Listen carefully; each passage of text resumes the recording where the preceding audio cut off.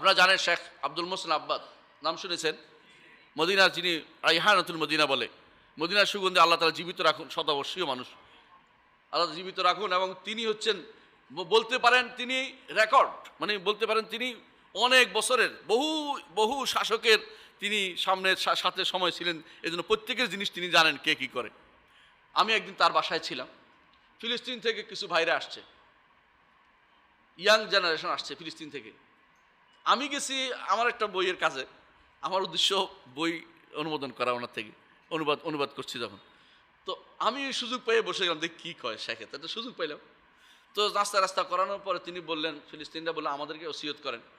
তোমাদেরকে ওসিয়ত করছি আইলমেদ্দিন নিয়ে থাকো। বলে আমাদের উপর আক্রমণ হয়, যেখানে আক্রমণ সেখানে চলে যাবে। মানে তিনি কোনোভাবেই অনুমোদন করলেন না, তোমরা হানাহানিতে লিপ্ত হয়ে যাবি, অনুমোদন করেন নাই। আমি সাক্ষী, এবং এই মসজিদে বসে আপনাদের কাছে বলছি, মিথ্যা কথা বলছি না। আমি সাক্ষ্য ওখানে ছিলাম। তিনি বলতেছেন তাদের কাছে, শেখ আব্দুর রাজাক আব্বাদও ছিলেন, তার ছেলেও উপস্থিত ছিলেন। বলতেছেন তোমাদের কাছে অনুরোধ থাকলো তোমরা এলমে দ্বীন চর্চা করো, এলমে দ্বীন চর্চা করো। এইটা যে কী লাভ আপনি বুঝতে পারবেন পরবর্তীতে। আপনাদেরকে যত বেশি বিভ্রান্ত করতে পারে, এলেম থেকে দূরে রাখতে পারে, তত বেশি আবার ওদেরটা গিলাইতে পারবে ভালো করে।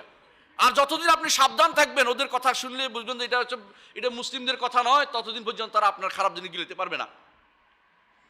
আরেকটি ঘটনা বলবো, তারপরে আমি আর আলোচনা শেষ করবো ইনশাল্লাহ। ঘটনাটা বলতেছি, আপনারা জানেন যে সৌদি সরকার বর্তমান মাঝখানে মালিক আব্দুল আজিজ এর আগে 30 বছরের মতো ক্ষমতা ছিল না, 30 বছরের মতো ক্ষমতা ছিল না। এই সময় ক্ষমতা ছিল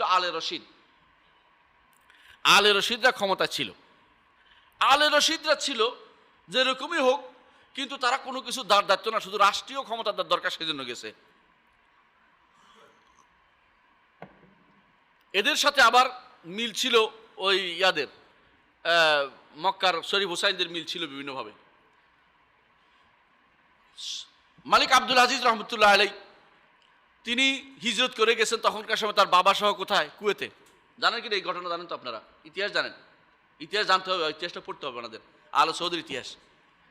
সেখান থেকে তিনি আবার দখল করলেন, রিয়াদ দখল করে সারা মামলাকা পুরোটা তার অধীন চলে আসলো। এখন যে বিশাল মামলাকা, এই মামলাকা বাংলাদেশের মতো কয় গুণ? 13 গুণ। বুঝছেন তো কত বড়? এই রাষ্ট্র মালিক আব্দুল আজিজ রহমতুল্লাহ আলাইহি প্রতিষ্ঠা করেছেন। তিনি তখন এসে বলছেন যে জনাব আমাকে বলতেছেন, কাকে? মোহাম্মদ ইবনে ইব্রাহিম আলু শেখকে বলতেছেন, আমাকে আপনি কি, আমার জন্য আপনি কি তৈরি করেছেন? বলছে 30 বছর ধরে তোমার জন্য আমি লোক তৈরি করেছি, তোমার জন্য আমি বিচারক তৈরি করেছি, তোমার জন্য আমি এইটা তৈরি করেছি, সব কি চাও তুমি আমাকে বলো।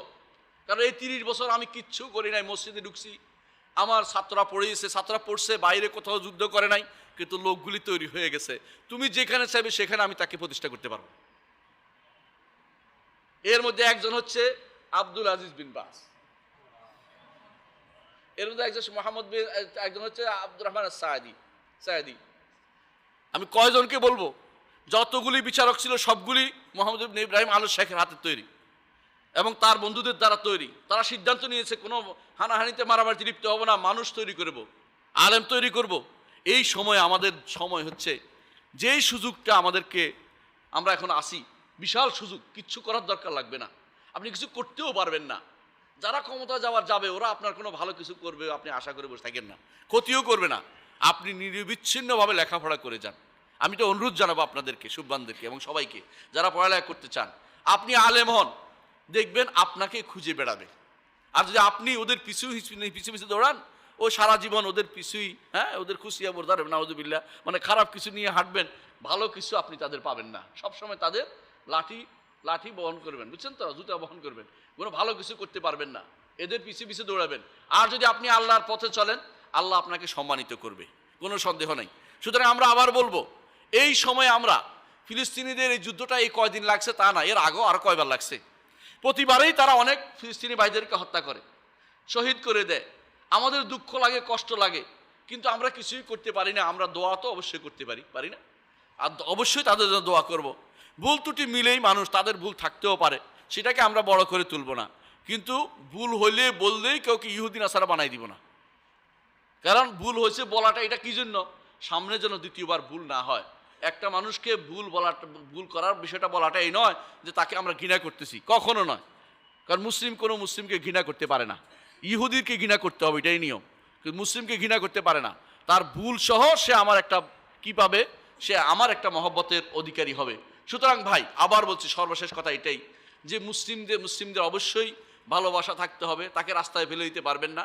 তার জন্য ভালো যে কাজগুলো আমরা এতক্ষণ ধরে বলেছি এগুলি অবশ্যই আমরা করে যাব, এবং আমরা আল্লাহর কাছে কায়মনা বাক্যে রাতের অন্ধকারে সবসময় দোয়া করবো আল্লাহ যেন মুসলিমদের বিজয় দান করে, ঐক্য দান করে, মুসলিমদের জন্য একজন কায়েদ আল্লাহ যেন মিলিয়ে দেন যার পিছনে থেকে যুদ্ধ করতে পারে।